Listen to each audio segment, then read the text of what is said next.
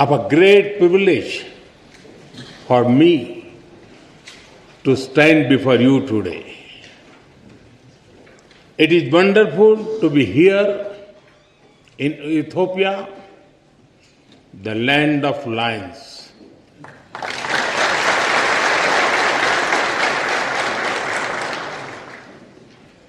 I feel very much at home because my home state Gujarat in India is also home to lions.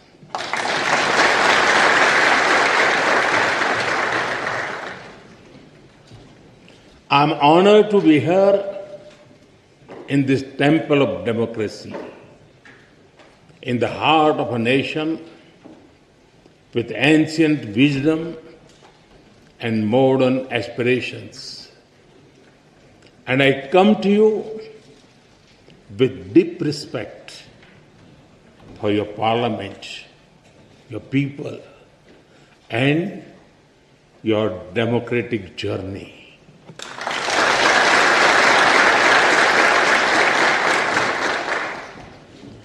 On behalf of the 1.4 billion people of India, I bring greetings of friendship, goodwill, and brotherhood.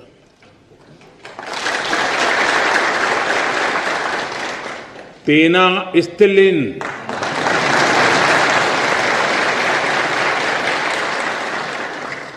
Salam.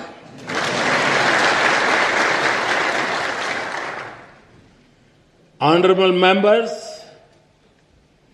in this great building, your laws are shaped. Here, the will of the people becomes the will of the state. And when the will of the state is in harmony with the will of the people, the wheel of programs moves forward with hope and purpose. Through you, I am also speaking to your farmers in the fields, to the entrepreneurs building new ideas, to the proud women leading communities and institutions, and to the young people of Ethiopia who are shaping the future. I thank you for the immense privilege. Yesterday, I was also honored to receive the Grand Honor Nishan of Ethiopia from my dear friend, Prime Minister Dr. Abiy Ahmed. I accept this award with folded hands, with humility, on behalf of the people of India. Am Sagnalo.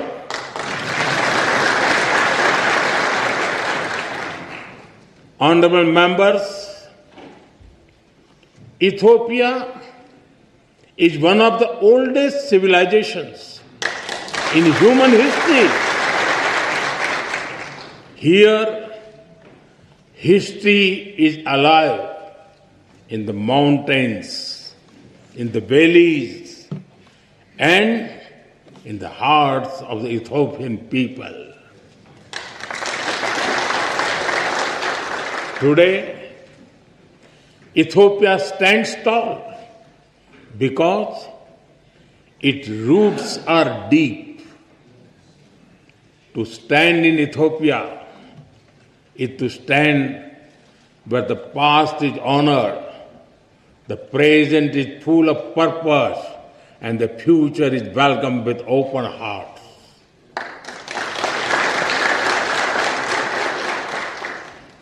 The blend of old and new, this balance between ancient wisdom and modern ambition, This is the true strength of Ethiopia. The spirit of Medemer or synergy is very familiar to us in India.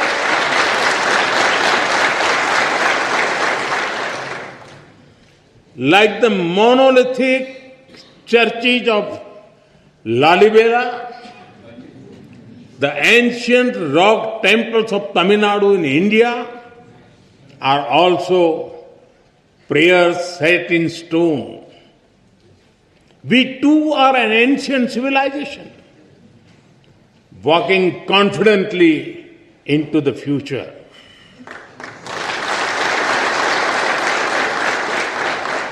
With the call of Sabka Saath, Sabka Vikas, Sabka Vishwas, Sabka Prayas, together for everyone's growth, with everyone's trust and effort. Our emotions for our motherland also reflect our shared perspectives. India's national song, Vande Mataram, and the Ethiopian national anthem, both refer to our land as the mother.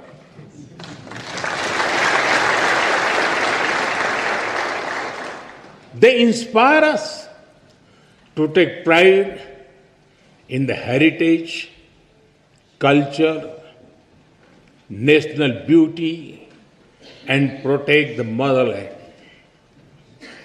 Honorable members, science has traced some of the earliest footprints of our species in Ethiopia.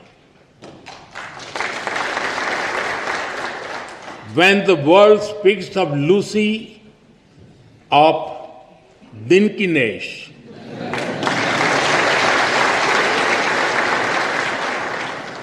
they are not speaking only of fossil. They are speaking of a beginning. A beginning that belongs to all of us, whether we live in Addis Ababa or in Ayodhya. In India, we say, Vasudhaiv Kutumbakam. The world is one family. It reminds us that beyond politics, beyond borders, beyond differences, we share a common origin. And if our beginning was shared, then our destiny must also be shared. Honorable members, India and Ethiopia share warmth in climate as well as in spirit. Nearly 2,000 years ago, our ancestors built connections across great waters. Across the Indian Ocean, merchants sailed with spices, cotton, coffee, and gold. But they traded more than goods. They exchanged ideas, stories, and way of life. Ports like Adulis and Dholera were not just trade centers. They were bridges between civilizations. In modern times, our relationship entered a new era. Indian soldiers fought alongside Ethiopians for the liberation of Ethiopia in 1941.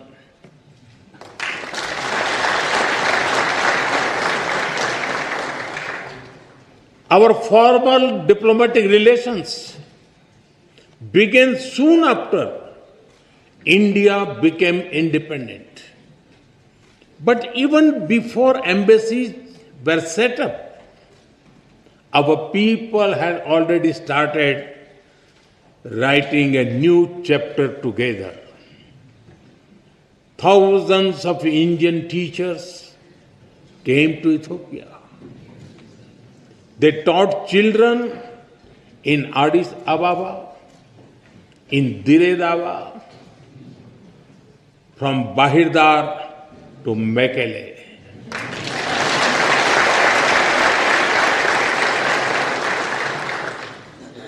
They reached Ethiopian schools and entered Ethiopian hearts.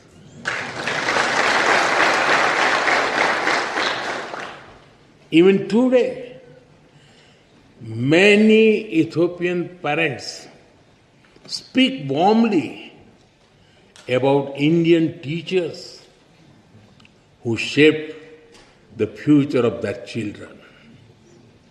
And just as Indian teachers came here, Ethiopian students also traveled to India, seeking knowledge and friendship. They went to India as students and returned home as the builders of modern Ethiopia. I am told that some of them are present here in this parliament right now.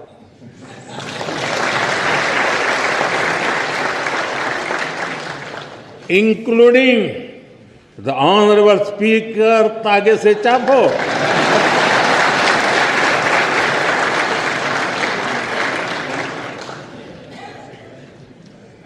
They have also played a special role in building our people-to-people ties because they introduced Ethiopian cuisine in India. In India, we also enjoy eating Sri Anna, millets like ragi and bajra. So, the flavor of Ethiopian taste is very comforting for us. And since we enjoy eating the Indian thali, the European bayanetu also feels very familiar to us.